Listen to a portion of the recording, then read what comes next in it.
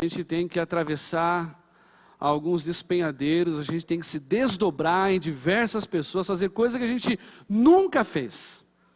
Aliás, eu queria compartilhar sobre esse tema, superando o sentimento da impotência, porque é algo bem presente para alguns de nós que moramos aqui, ou você mesmo que está na sua cidade no Brasil, ou em outra parte do mundo. Diversas vezes na vida a gente enfrenta esse tipo de dificuldade, de se sentir impotente por causa das dificuldades e obstáculos. Nesse texto aqui à frente, 2 Timóteo capítulo 2, espero que você abra a sua Bíblia aí, em 2 Timóteo capítulo 2, não é diferente com esse jovem pastor Timóteo. Se você tiver um tempo, ou se você já leu, ou gostaria de ler novamente as cartas ao jovem pastor Timóteo, você vai perceber como Paulo, o autor da carta, tem interesse em fazer com que Timóteo não faça como outros colegas, que tiveram que abandonar a sua carreira por causa das dificuldades que se lhe apresentaram. Jason, Paulo, ele conheceu Timóteo numa das viagens missionárias, na segunda viagem missionária, numa cidade chamada Listra.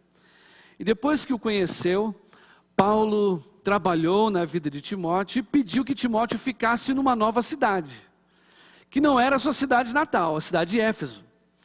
Em outras palavras, Timóteo teve que emigrar para Éfeso. E Timóteo teve que aprender a lidar com as dificuldades de Éfeso. Éfeso ela compunha uma das 7 maravilhas do mundo antigo. Além disso, era uma cidade muito complicada, muito difícil. A igreja de Éfeso também muito complicada. E Paulo, percebendo algumas dificuldades na vida de Timóteo, diz o texto, eu só vou mencionar aqui, 1 Timóteo 1, versículo 3, Paulo diz que ele rogou para Timóteo: Timóteo, por favor, fique em Éfeso. Se ele rogou é porque Timóteo não queria.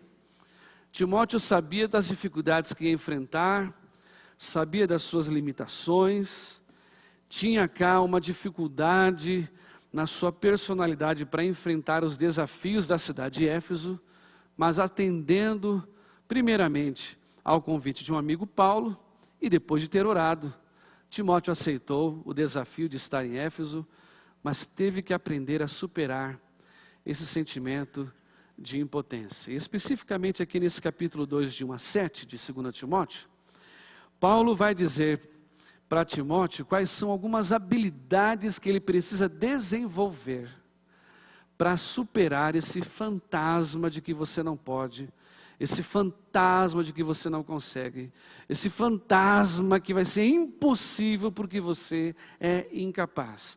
Paulo vai dar aqui algumas dicas para Timóteo que eu quero compartilhar com você. Veja se tem alguém aí sem o exemplar das Escrituras ou sem o celular aberto, e compartilha com ele ou com ela aí esse texto de 2 Timóteo 2, de 1 a 7. O texto diz assim: Tu, pois, meu filho, fortifica-te na graça que há em Cristo Jesus, e que de mim, entre muitas testemunhas ouviste, confia-o a homens fiéis, que sejam idôneos para também ensinarem os outros. Sofre comigo as aflições como bom soldado de Jesus Cristo. Ninguém que milita se embaraça com os negócios desta vida, a fim de agradar àquele que o alistou para a guerra. E, igualmente, o atleta não é coroado, senão militar ou lutar legitimamente. O lavrador que trabalha é o primeiro a gozar dos frutos. Considera o que eu digo, porque o Senhor te dará entendimento de tudo. O último versículo diz: considera, pondera, analisa, medite, pense, Timóteo, não superficialmente, mas profundamente no que eu acabei de te dizer. Porque à medida com que você medita, o versículo 7 diz, Deus vai te dar um insight. Deus vai jogar luz ao texto. Deus vai te fazer entender o que eu acabei de te dizer. Então, segundo o conselho, seguindo o conselho aqui que Paulo dá a Timóteo nesse versículo 7, é que eu quero meditar com você nesses versículos que ele acabou de compartilhar com Timóteo, nesse texto, sobre esse tema, superando o sentimento da impotência. Feche os seus olhos comigo, vamos orar mais uma vez. Amado Deus, eu quero lhe agradecer, porque a tua palavra diz no Salmo 87, versículo 7, todas as nossas fontes estão em ti, todas elas. Pai, nós não precisamos nos dessedentar em nada mais, ou em ninguém mais, a não ser no Senhor. As fontes que precisamos para nos estabelecer aqui, as fontes que precisamos para superar as dificuldades de casamento, as fontes que precisamos para angarinhar o emprego novo, as fontes que precisamos para permanecer firme, todas elas estão em ti. Lembro da tua palavra que diz em Isaías 40, o Senhor dá força ao cansado e renova as forças daquele que não tem nenhum vigor. O Senhor sabe, Pai, como era com Timóteo aqui nesse texto, que alguns de nós precisamos ser renovados. Alguns de nós precisamos novamente de forças novas para continuar a lutar, para superar os desafios que a vida nos apresenta. E pedimos, Pai, o Senhor, que é a nossa fonte de vida, que à medida com que cultuamos ao Senhor aqui, ouvimos a Tua palavra, o Teu Espírito renove as nossas forças. O Teu Espírito dê a nós uma nova visão, uma nova vontade. Ele tire de nós qualquer peso, qualquer sentimento maligno de incapacidade ou impossibilidade. E o Senhor mostre para nós o que a Tua palavra diz, que seja na abundância ou na escassez, tudo posso naquele que me fortalece. À medida com que ouvimos a Tua palavra, nos fortaleça, Pai. Nos fortaleça, nos renove. E o Teu nome seja exaltado. Nós oramos assim, em nome de Jesus. Amém, papai. Amados, aqui, Paulo dá diversos conselhos aqui para Timóteo, que ele precisava ter e seguir para vencer esse sentimento de impossibilidade, de incapacidade. Se você acompanhar comigo aqui vários versículos que Paulo compartilha com Timóteo, por exemplo, se você voltar uma página na sua Bíblia, 2 Timóteo capítulo 1, versículo 6, por exemplo, Paulo diz: Timóteo, desperte o dom que Deus colocou dentro de você. Olha aí o versículo 5 ainda. Timóteo, eu sei que a fé que você tem não é fingida. Tem gente que tem uma fé falsa, a sua não. Rapaz, supere isso. Ele ainda diz no versículo 7, olha, Deus não te deu um espírito de medo, de incapacidade, de impossibilidade. Ele te deu um espírito de fortaleza. Diversos outros versículos, parece que Paulo quer dar um boost em Timóteo para prosseguir. E aí ele compartilha então essas características, essas habilidades que Timóteo precisa desenvolver para superar esse sentimento que está querendo assaltá-lo, esse sentimento que está querendo prender numa jaula invisível sem grades. E o primeiro conselho que ele dá para Timóteo, se você acompanha comigo aqui, 2 Timóteo capítulo 2, versículo 2, é que Timóteo, se você quer superar esse sentimento que você não pode, você precisa ter o compromisso de ser discípulo.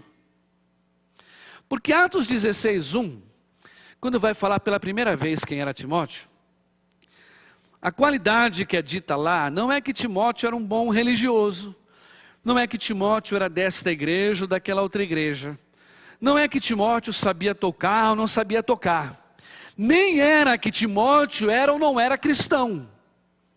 Primeira qualidade que Timóteo tinha, Atos 16, 1, é que ele era discípulo. E Paulo lembra aqui Timóteo, olha Timóteo, você lembra um tempo que a gente passou junto? O compromisso que a gente tinha quase que diário.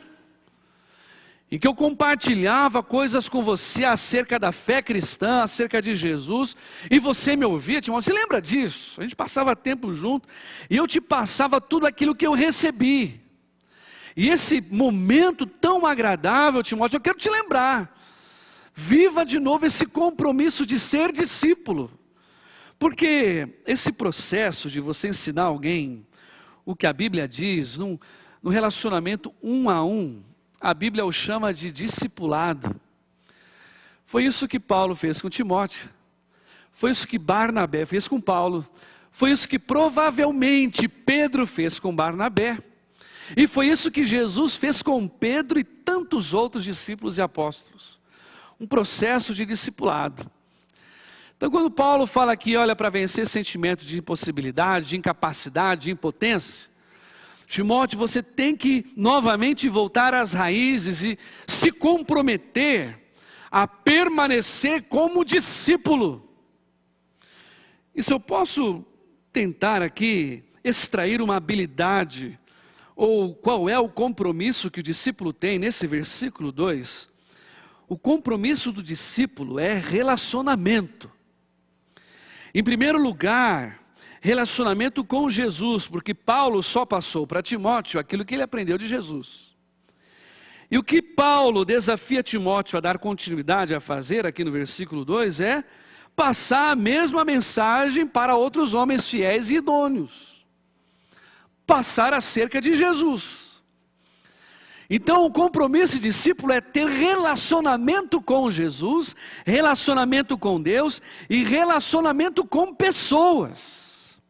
Porque uma dificuldade que a gente tem, depois que a gente passa um tempo lendo a Bíblia, a gente já sabe, acha que sabe tudo, ou a gente faz um curso de bacharel, de teologia, ou faz um curso aí de Bíblia, ou passa um tempo numa igreja, passa um tempo na outra igreja, é que a gente acha que já sabe bastante coisa e deixa de ser discípulo.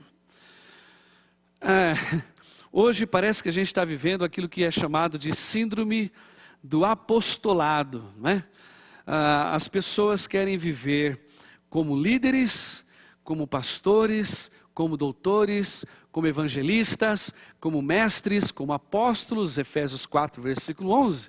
Mas nos esquecemos que o chamado de Deus para nós é ser discípulo. Não importa o tempo que você tem de igreja, o tamanho de conhecimento que você tem da Bíblia. O que importa é que Deus te chamou para ser discípulo, e o processo de discipulado vai constantemente até o dia de nos encontrarmos com Jesus. Isso não termina. E Paulo aqui está lembrando Timóteo, se você quer de fato superar esse sentimento, você tem que voltar ao seu relacionamento primeiro com Jesus. Timóteo, como é que está o seu relacionamento com Jesus? Diversas vezes aqui na carta ao Timóteo, você vai ver comigo aí alguns versículos. Paulo vai lembrar a Timóteo, persiste em ler. Timóteo, eu quero que os homens levantem mão santa, sem ira e nem contenda. Volte à vida de oração. Volte ao período que a gente investia juntos, orando, lendo a Bíblia. Como é que você quer vencer as dificuldades de Éfeso? Gente que é carne de pescoço nessa igreja. Essa cidade tão difícil, tão promissora, mas com tanto obstáculo, se você não tem, Timóteo, relacionamento com Jesus. Timóteo, quer vencer as dificuldades? Volta lá às raízes. Passa tempo com Deus. Como é que está o seu tempo de Deus, com Deus, de oração? Fui desafiado esses dias, eu estava meditando esse texto. O pastor mandou um e-mail para mim, um pastor do Brasil, de várias igrejas, não só no Brasil, mas ao redor do mundo, que estão indo agora em agosto para a Coreia do Sul, porque há um desafio mundial levado às igrejas, levado aos líderes das igrejas, aos pastores, para a oração. E vários desses irmãos vão para a igreja maior do mundo, que é uma igreja presbiteriana, na Coreia do Sul, pastoreada por Paul Yan-cho. E vários irmãos estão indo para lá, porque o desafio é melhorar a qualidade de vida de oração. Um adolescente, lá na igreja, passa por dia 5 horas de oração por dia. Pastor, então ele é mais crente que os outros? Não, mas eu fico pensando, como é que está a sua qualidade de conversa com Deus? Não sei que se precisa passar por 5 horas ou mais, eu quero e preciso melhorar mais o meu tempo de oração, mas como está o seu tempo de oração? Como está o seu tempo e qualidade de se embrenhar nas páginas das Escrituras? Ou você deixou de viver o compromisso de ser discípulo? Lembro quando Jesus levou para lá os seus discípulos, Pedro, Tiago e João, para o período mais difícil da sua vida na terra, que era o Getsêmani. Ele foi ao Getsêmani, foi até ali para orar, deixou os 3 discípulos, Pedro, Tiago e João, num lugar e foi à parte orar, e quando voltou achou os discípulos dormindo. Sabe, essa palavra que Paulo vai usar aqui, escrevendo para Timóteo, dizendo, desperte o dom que há em ti. Quanto tempo você está dormindo diante do sol do Canadá, que vai logo, logo embora? Quanto tempo você está dormindo diante dos programas televisivos? Quanto tempo você passa dormindo, tentando enfrentar esse obstáculo, diante do lazer da vida? Desperte o dom que há em ti. Viva novamente o compromisso de discípulo. E Paulo, nesse versículo 2, ele não só fala esse relacionamento com Deus, que está subtendido nesse versículo, mas também Paulo traz aqui à tona a debilidade que cada um de nós tem aqui. Porque Paulo fala assim, olha, o que você de mim recebeu, confia a homens que sejam fiéis e idôneos, para que também ensinem outros. Ou seja, Timóteo, o que nós passamos juntos, compartilha com outros, porque querido, você não pode fazer tudo sozinho, Timóteo. Timóteo, você precisa de ajuda. Timóteo, você precisa de pessoa, porque Timóteo, pessoas precisam de Deus, e pessoas precisam de pessoas. Timóteo, é importante você passar tempo de oração, tempo com as Escrituras, desfrutando o período de qualidade com Deus, mas querido, não se esqueça que Deus também colocou do teu lado pessoas fiéis, pessoas idôneas, pessoas que creem no Deus que você crê, pessoas que querem vencer como você quer vencer e compartilha com ela o teu fardo. Gálatas 6, versículo 2, levai os cargos uns dos outros e assim cumprireis a lei de Cristo. Tiago também, um daqueles que esteve ali, ele escreve, confessai vossas culpas uns aos outros e orai uns pelos outros para que sareis. Muito pode, na sua eficácia, a oração de um justo. Você não pode tentar continuar vencendo os desafios de Éfeso, Timóteo, se você não tem ninguém para dividir o fardo. Você precisa encontrar alguém do teu lado que ame você de verdade, que goste de você, que vai te chamar a atenção quando você estiver errado, que vai orar por você, que vai te dar conselhos para você dividir o fardo com ele e ele contigo. Se envolva num processo de discipulado. Ou você se sente, Timóteo, um Superman, ou você se sente, Timóteo, uma mulher maravilha, que não precisa da oração de ninguém, que não precisa de conselho de ninguém. Quer superar esse sentimento que muitas vezes ele vem para oprimir a gente, para trazer uma ideia de que não é real, de que nós somos incapazes. Quer superar isso? Se envolva no compromisso de discipulado. Esse é o primeiro conselho que Paulo dá a Timóteo, mas não é o único. Olha comigo aqui agora os versículos 3 e 4. Desse capítulo, Paulo diz que além de você querer viver um compromisso de discipulado e desenvolver essa habilidade de ter compromisso, lembrando, se você é discípulo, você tem um mestre, lembre também que você precisa, para vencer esse sentimento de impotência, assumir uma postura de soldado, porque além de ter um mestre, você tem um comandante. E com o comandante a gente não negocia, a gente obedece. Porque ele é teu comandante, você é do exército. Paulo estava muito familiarizado com essa questão de luta, de guerra, de soldado. Por diversas vezes aqui na carta, Paulo vai usar um verbozinho aí, milita ou luta. Por exemplo, 2 Timóteo capítulo 4, versículo 7, Paulo vai falar, eu combati o bom combate. Paulo dizendo assim para Timóteo, entenda uma coisa, que vida cristã, vida com Jesus, vida de discipulado, vida de relacionamento com Deus, não é uma colônia de férias. É um campo de batalha. Em outra carta, Paulo escrevendo aos Efésios, Paulo vai escrever Efésios 6, versículo 10, revestivos de toda a armadura. Interessante a palavra, o verbinho revestivos lá, o tempo está no presente imperativo passivo, dizendo que eu preciso vestir a armadura todos os dias. Acho interessante a tradução no inglês para esse verso, para esse versículo aqui que diz, no soldier in active command. Ou seja, ele está dizendo assim que não tem como você deixar de ser soldado. Um soldado de Cristo, ele é soldado 24/7. Para Deus não tem um soldado à paisana. Não pode haver um soldado à paisana. Você é um soldado no domingo e tem que ser um soldado na segunda. Você é um soldado em Liverpool e é um soldado em London. Você é um soldado no shopping e tem que ser um soldado na tua casa. Revestivos. Você tem que estar entendendo que há uma luta.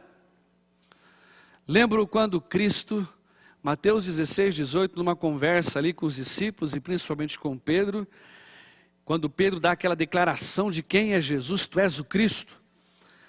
Jesus se volta para Pedro e diz assim, olha Pedro, tu és Pedro, e sobre esta pedra, sobre essa afirmação que você fez, que eu sou o Cristo, edificarei a minha igreja. Só que não para aí. Ele continua, as portas do inferno não prevalecerão contra ela. Jesus, espera aí, eu não estou entendendo, por que o senhor está falando de igreja, agora o senhor fala de inferno ou de Hades, porque a palavrinha pode ser traduzida por ambas as palavras. O que tem a ver igreja com morte ou igreja com inferno? Jesus está ensinando que a igreja ela foi edificada num contexto de guerra, num contexto de batalha, onde Jesus, ele me dá a habilidade, ele te dá a habilidade para lutarmos as nossas guerras. Lutarmos aquilo que Paulo disse para Timóteo, o bom combate. Timóteo, você tem que lembrar que todo cristão tem que ter a face de Cristo. Por isso chama cristão. E você lembra qual foi a visão que João teve quando viu Cristo lá no Apocalipse? O texto diz que ninguém podia abrir o livro, Apocalipse 4, capítulo 5. E quando ele olhou, ele sabia que ele olhou e viu um leão de Judá. E quando foi abrir o livro, era um cordeiro. O cristão, que foi edificado por Cristo e colocado num contexto chamado igreja, ele tem que ter a face de Cristo, a face de leão e a face de cordeiro. Saber pelo que tem que lutar como leão, mas saber que no meio da luta também pode sofrer como um cordeiro. Tem que ter essa face de Cristo. Saber contra o que lutar, contra quem lutar. Mas também saber que no meio dessa batalha a gente tem que aprender a sofrer. Porque o sofrimento faz parte de crescimento. Há um provérbio chinês que diz assim: o diamante não pode ser lapidado sem a ficção. E nem um homem sem o sofrimento. Há uma pesquisa que fora feita alguns meses atrás. De cada 10 cristãos que passam por adversidade ou passam por sofrimento, 8 permanecem firmes. Mas de cada 10 cristãos que atingem a prosperidade, se tornam um pouco mais prósperos na vida, e me refiro à questão financeira, 2 permanecem firmes. Aí a pergunta: qual é o método mais eficaz que você acha que Deus vai usar na sua vida e na minha, para que você permaneça firme?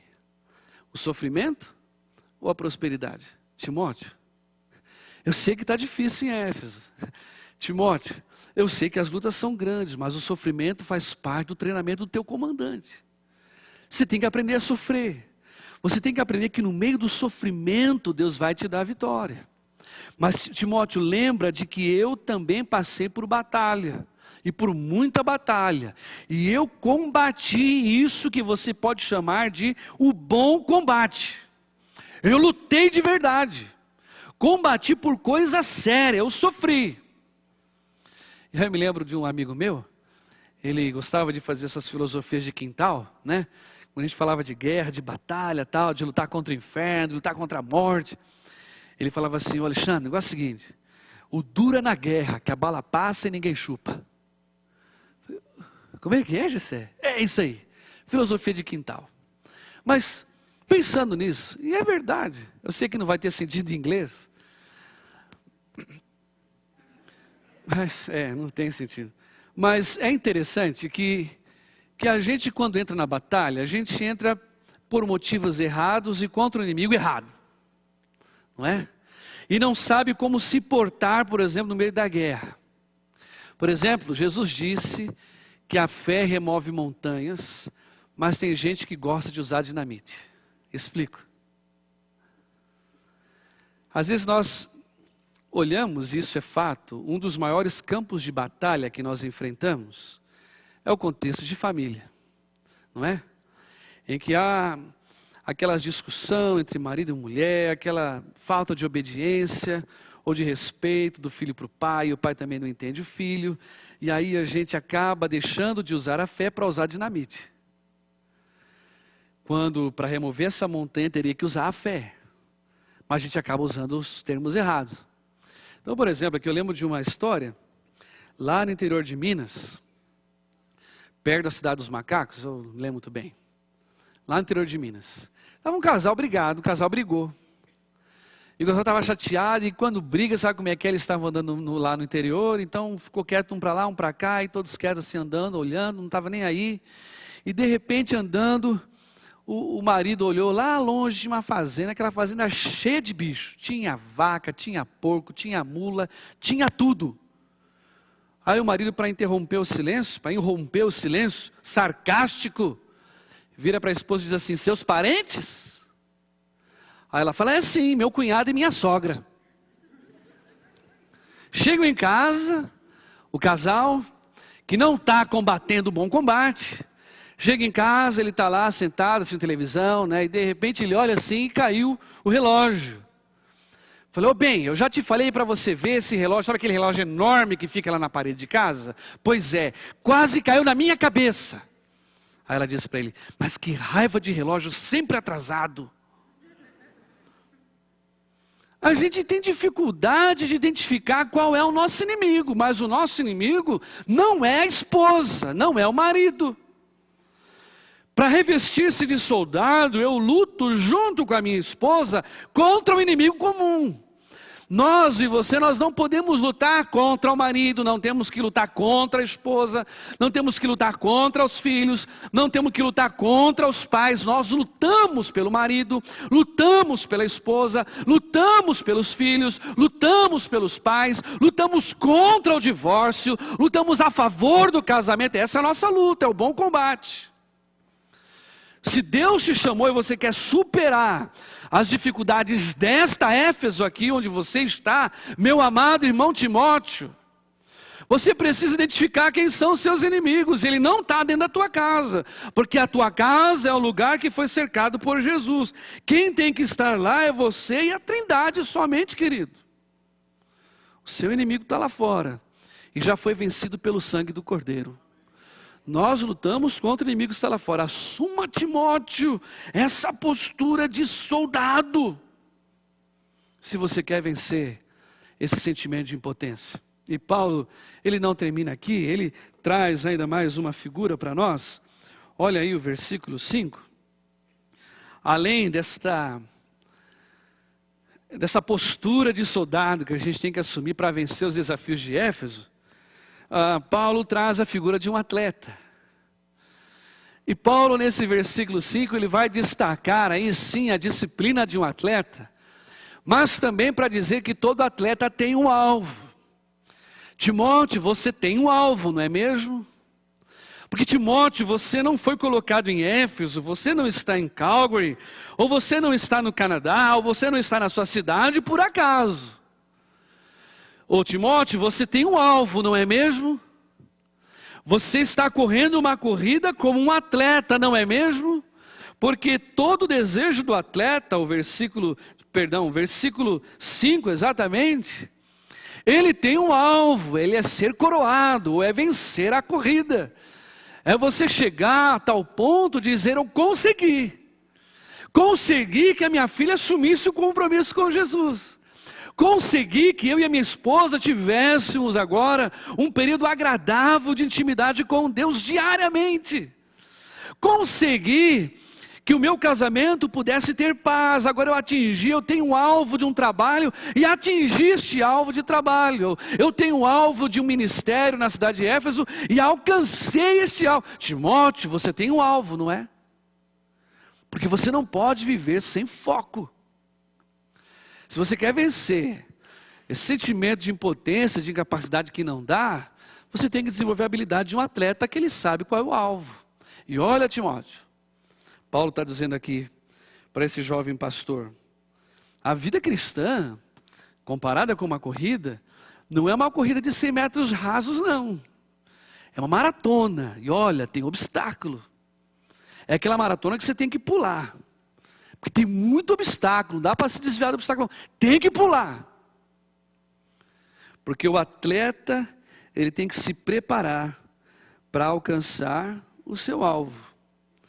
Há um outro texto, por exemplo, não é Paulo que escreveu, acredito, mas Hebreus capítulo 12, versículo 1 e 2, o autor de Hebreus nos dá qual é o nosso exemplo de atleta, Jesus.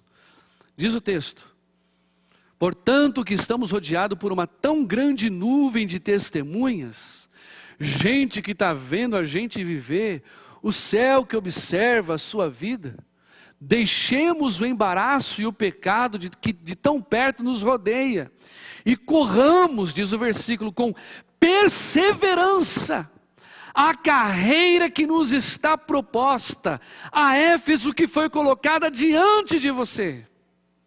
Olhando para Jesus, diz o versículo 2, autor e consumador da nossa fé, o qual, pelo gozo que lhe estava proposto, porque Jesus não correu a vida sem alvo, Jesus tinha hora para dormir, tinha hora para acordar, disciplina de um atleta.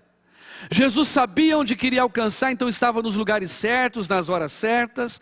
Jesus sabia o horário de lazer, do horário da obrigação. Olhando para Jesus, esse autor e consumador da nossa fé, corramos com perseverança, porque Ele, por causa do gozo que lhe estava proposto, superou a afronta, superou os obstáculos.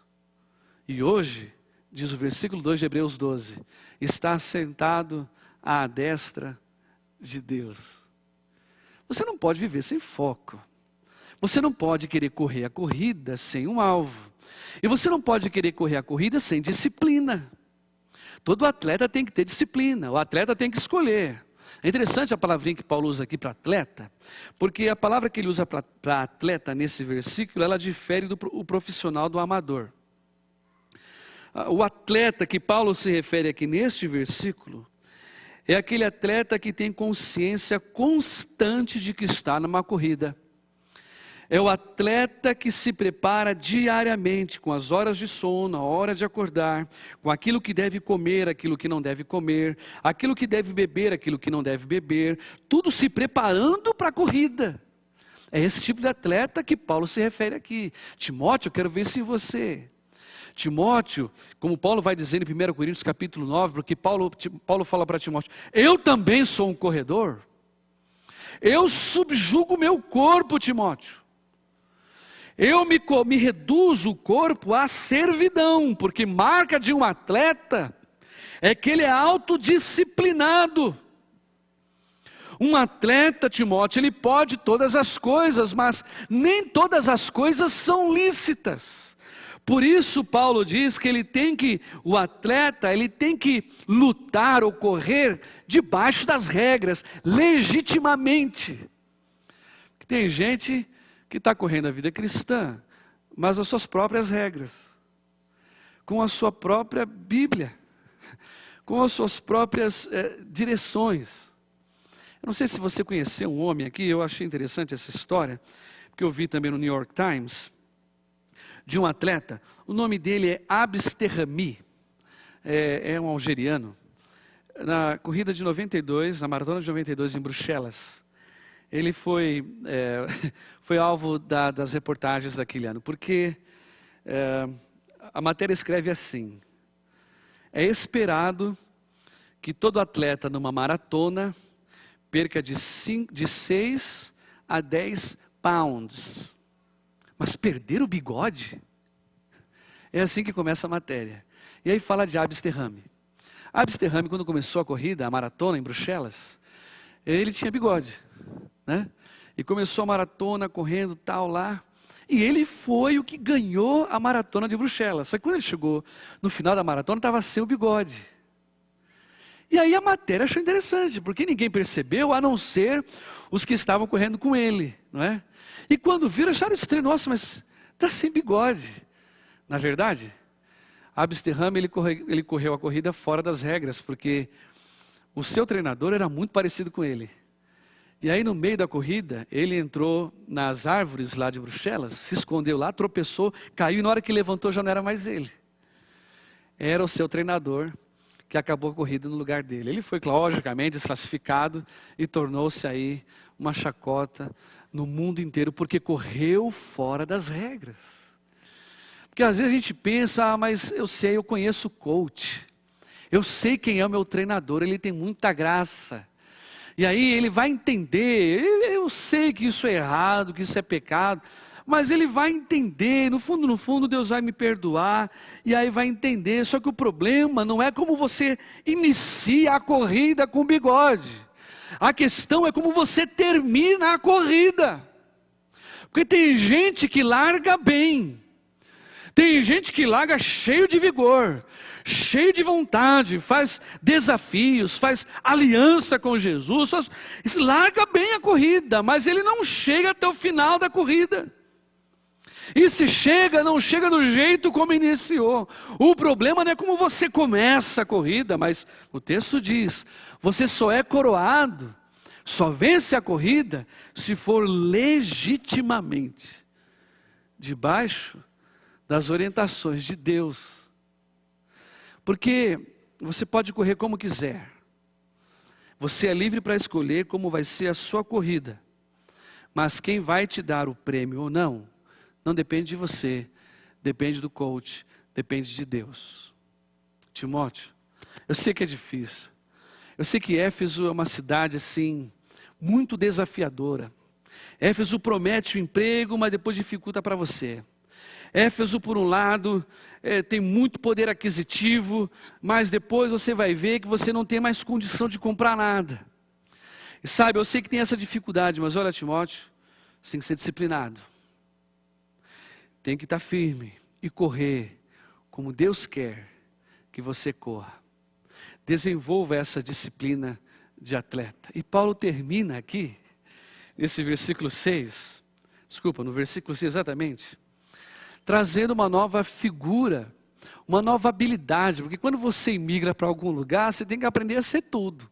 Tem que aprender a ser discípulo, tem que aprender a ser soldado, tem que aprender a ser atleta, mas também tem que aprender a ser agricultor. É interessante uma história de um fazendeiro que ele era dono de uma terra, tinha acabado de comprar e a terra já tinha empregado. Ele foi lá no empregado e disse assim: escuta, eu comprei essa terra aqui, mas eu quero conhecer um pouco mais essa terra. Essa terra dá arroz? Não dá não, senhor. Essa terra dá feijão? Não, também não dá não, senhor. Essa terra dá soja, dá amendoim, dá alguma coisa desse tipo? Não, também não dá não, senhor. E frutas e verduras? Essa terra não dá frutas e verduras? Também não, senhor. Oxe, então eu comprei uma terra que não dá nada, quer dizer, o que eu plantar ela não vai dar nada? Aí ele disse, bom, se plantar é outra coisa. Para vencer essas dificuldades que tem em Éfeso, você tem que aprender a lei da semeadura.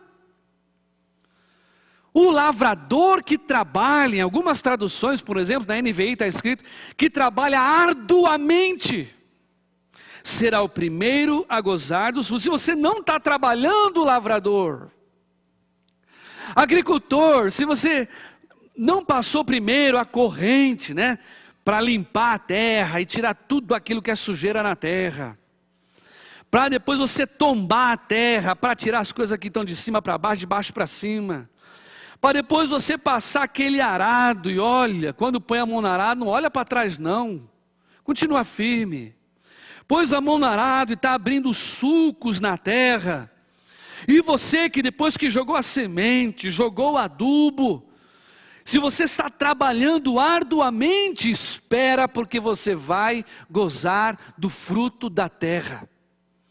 É lei da semeadura. Mas para você colher, primeiro tem que semear. E a gente semeia o tempo todo. A gente semeia com palavra, a gente semeia com atos, a gente semeia com atitude, com a postura, todo o tempo estamos semeando. Querendo ou não, você está semeando. Você é uma bruxa. Você não entende nada do que eu digo. Quando vai ver amanhã, a esposa está com o nariz grandão, um chapéu e voando na vassoura. Você que é um cabeça oca. Você é um egoísta. Você é dono do seu próprio umbigo. Quando vai ver no dia seguinte, o marido, né? É de madeira. Como é que nós estamos semeando dentro de casa? Como é que você tem usado, Timóteo, as suas palavras dentro de casa? Mas minha vida é um inferno mesmo. Não dá nada certo para mim. Todo mundo consegue, menos eu. Ai, parece que eu estou dentro de um inferno. Quando vai ver, a cama está pegando fogo. E do lado está um rapazinho de tridente. Oi. Como é que você está semeando? Como é que você usa a sua palavra, a sua boca para falar? O que você fala? Quando você está discutindo com o marido, com a mulher, ou com o filho, ou com o pai, quais são as sementes que você está usando? Porque é interessante que você pode escolher o que você vai semear, isso é verdade. Mas você é obrigado a colher tudo que semeou. A semente que você vai jogar, você escolhe, mas a colheita, ela é fruto do que você já semeou. Ela é obrigatória. Por isso Oséias 8,7 diz assim: porque semearam vento, colherão tempestade. Interessante, a colheita é sempre maior do que a semente, não é? A gente joga uma semente na terra, mas quando dá a colheita, nasce uma árvore com um monte de fruto. Isso vale tanto para o lado positivo quanto para o lado negativo. Se eu plantei coisas ruins, quando eu for pegar a colheita, vai ser uma daquela colheita de tempestade. Agora, se eu semeio coisas boas, também vai ser aquela fartura de bênção. Paulo está dizendo: Timóteo, como é que você está na sua semeadura? Você está semeando nas pessoas? Você está semeando naquelas pessoas que andam perto de você? Como é que você está semeando? Agora, Timóteo tem que aprender algo, porque o lavrador, quando trabalha, ele tem que desenvolver uma habilidade que é a paciência. Porque todo agricultor, todo trabalhador, ele tem que aprender a paciência. Porque você joga a semente, queridão, ela vai levar um tempo. Se for uma semente boa e a ruim também, ela vai levar um tempo para germinar. A laranja leva 5 anos, abacate 6, jabuticaba 20. Mas na hora que você jogou a semente no solo, que você jogou o adubo e está lá aguando, está lá esperando, espera, porque uma hora vai aparecer. Não tenha pressa. Timóteo, você não lembra? Quanto tempo levou para você nascer ou você foi filho de burro? Foi 9 meses, queridão. Demorou 9 meses e olha, você nasceu com saúde, tem braço para mexer, tem as pernas, tem o narizinho, o pulmão é assim. Levou um tempo para você vir à vida. Aquilo que você está semeando vai levar um tempo, mas você vai colher. Paciência. Hebreus 6:12. Esse texto eu queria que você abrisse lá, se você puder abrir a sua Bíblia. É interessante quando o autor de Hebreus ele vai falar sobre essa questão de saber esperar. E ele vai comparar a nossa vida com aqueles grandes chamados heróis da fé, dos quais ele vai falar um pouco mais à frente no capítulo 11. Mas Hebreus 6, versículo 12, olha só a exortação que ele nos dá. Para que vos não façais negligentes, mas sejais imitadores daqueles que pela fé e paciência herdam as promessas. Pela fé e paciência herdam a colheita. Não tem como, não tem outra forma. É o jeito de Deus trabalhar. Tem que usar a sua fé. Porque acreditar que um carocinho daquele vai germinar e vai nascer uma árvore de laranja, tem que ter fé. É um processo que a gente não entende. Alguns podem explicar pela ciência, mas é maravilhoso. Quando você lança aquela semente na terra e ali já cobriu e fez toda a sua parte, foi fé, esse ato foi fé. Agora você tem que usar uma outra virtude, que é a paciência, porque o que você fez está feito. Agora existem coisas que não dependem de você, dependem de Deus. A chuva e o calor do sol sobre aquela plantinha que vão ajudá-la a crescer, é coisa que Deus faz. Mas a sua parte é descansar que Deus vai fazer. Porque mesmo debaixo da terra, longe dos teus olhos, mesmo debaixo da terra, onde você não consegue ver, alguma coisa está acontecendo lá. Deus deu ordem, aquela sementinha vai germinar. Você pode não estar vendo, mas existem coisas que Deus já está fazendo. Você não está semeando? Você não está semeando em oração? Você não está semeando em trabalho, em dedicação? Então, Timóteo, paciência. Aprenda a esperar. Porque ainda no livro de Hebreus, capítulo 10, se você olhar comigo aí, Hebreus capítulo 10, versículo 35 em diante diz assim: não rejeiteis a vossa fé, porque a vossa fé ela tem grande e avultado galardão. 36. 35 ele falou de fé, olha agora o 36. Porque necessitais de paciência, para que depois de haver desfeito a vontade de Deus, você possa alcançar a promessa. Ele termina ainda aqui no 37. Um pouquinho de tempo, falta pouco. O que há de vir virá e não tardará. E termina no versículo 38. O justo viverá da fé. Aí Deus diz, mas se ele recuar, se ele pôs a mão no arado e olhou para trás, o versículo continua, a minha alma não tem prazer nele. Timóteo, não desiste agora não. Mais um pouco. Timóteo, você tem que continuar semeando e tenha paciência. Uma hora vai acontecer. Uma hora aquela palavrinha que você semeou no coração dele vai brotar, ele vai entender quem é Jesus. Timóteo, aquela palavrinha que você lançou no coração dela, ela vai entender na hora certa e vai pedir perdão. Timóteo, lança a semente, tenha fé e espera em Deus. Por isso Paulo diz, voltando aqui para o livro de Timóteo, no último versículo do texto que nós lemos, 2 Timóteo, capítulo 2, versículo 7, Paulo diz assim para Timóteo, considere o que eu digo. Pense, reflita, deixa isso entrar dentro do teu coração, porque olha, o que eu estou fazendo agora, Timóteo, é exatamente isso, eu estou lançando uma semente no teu coração. Como está o teu coração hoje? Que tipo de terra é comparado ao teu coração? Porque eu lembro da parábola do semeador, quando Jesus saiu a semear, Mateus capítulo 13. E a semente era poderosa para fazer efeito, porque era uma semente muito boa. Só que ela caiu em terreno ruim. Uma caiu no meio de pedregais, outra caiu na beira do caminho, outra caiu debaixo dos espinhos, mas uma outra caiu em terra boa. Todas essas aqui se perderam, nos pedregais, na beira do caminho ou no espinho. Mas essa aqui, porque era terra boa, porque meditou no que a palavra de Deus diz, porque a palavra é a semente poderosa, essa que deu fruto, diz o texto, deu fruto a 100, a 60 e a 90. Essa deu fruto. Como está o teu coração? Quando Paulo começa esse trecho, Paulo, ele diz para Timóteo, fortifica-te na graça. É o versículo 1 do capítulo 2. E aí eu me lembrei de uma história,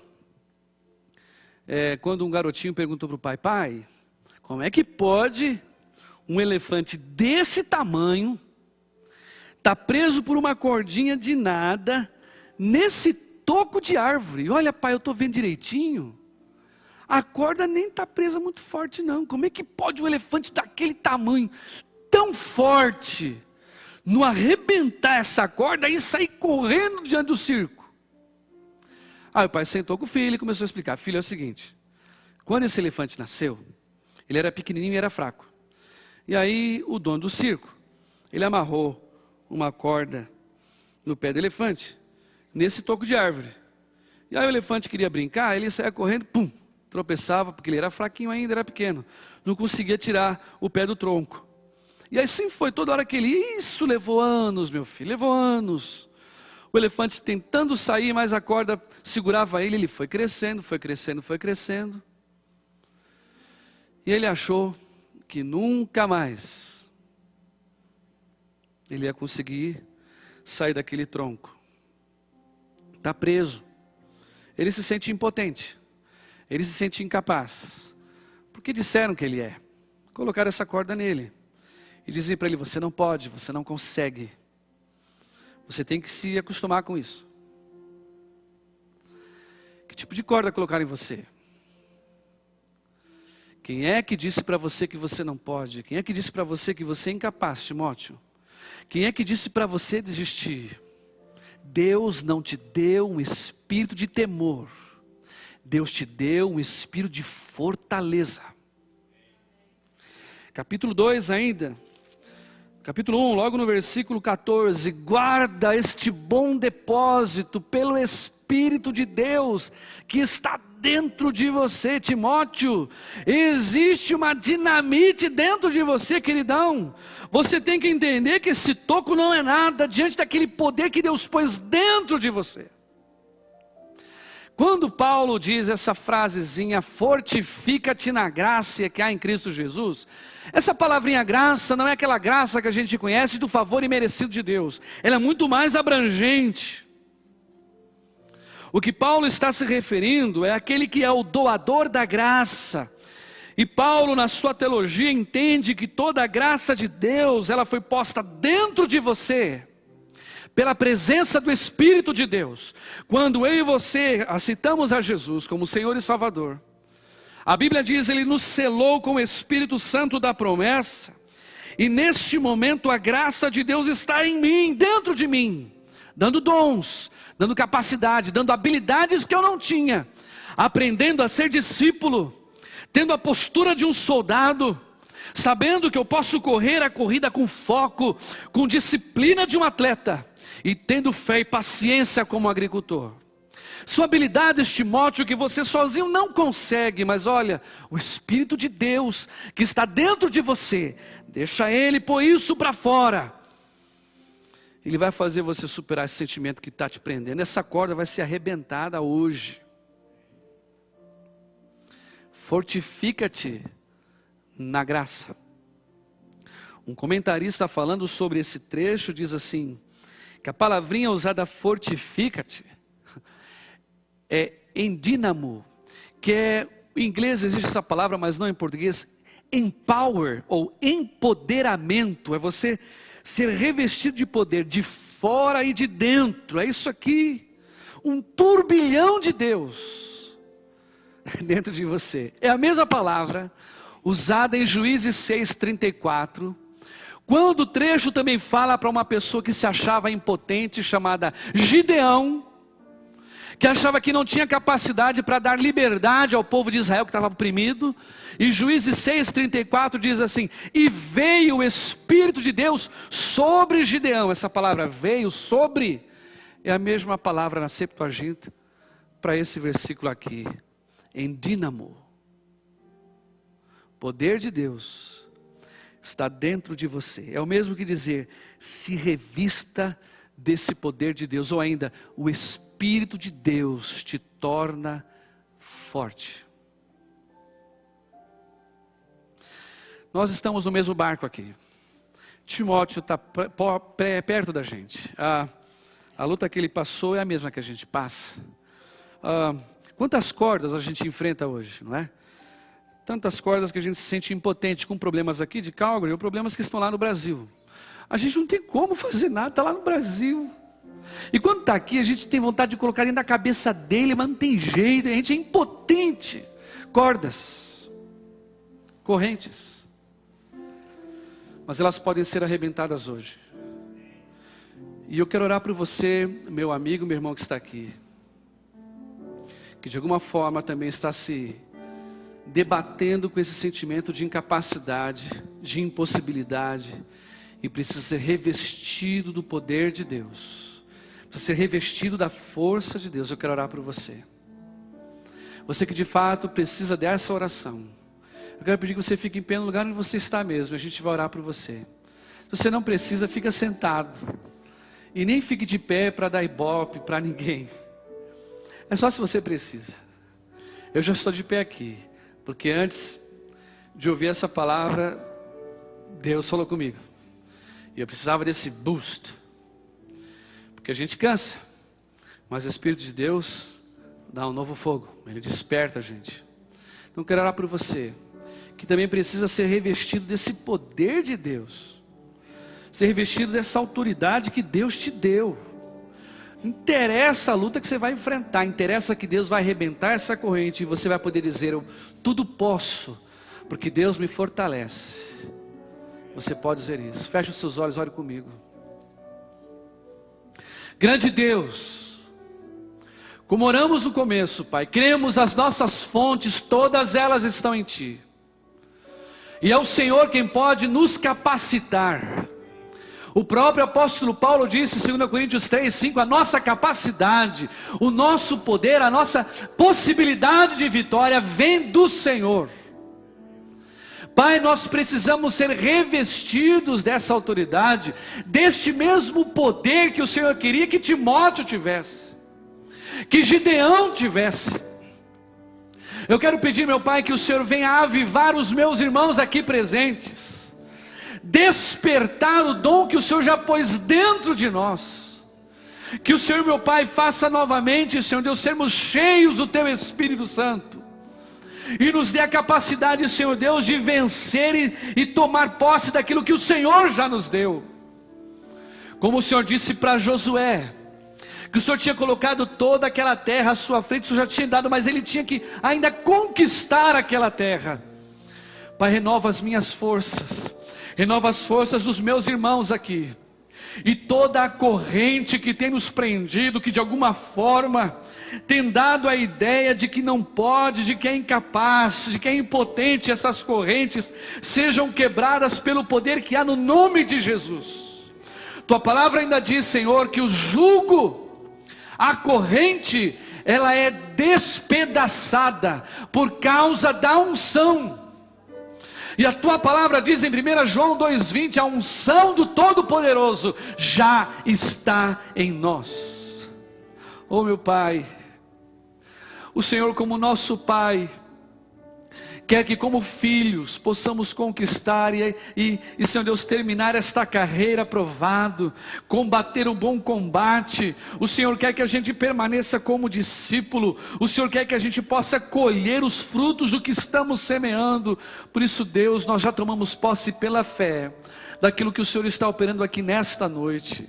Não somente os meus irmãos e amigos que estão aqui neste lugar, mas tantos outros, Pai, que estão ouvindo a Tua palavra, ainda que vão ouvir, sejam ministrados pelo mesmo Espírito de Deus, e sejam novamente avivados, sejam renovados, para vencer as barreiras que esta vida nos apresenta.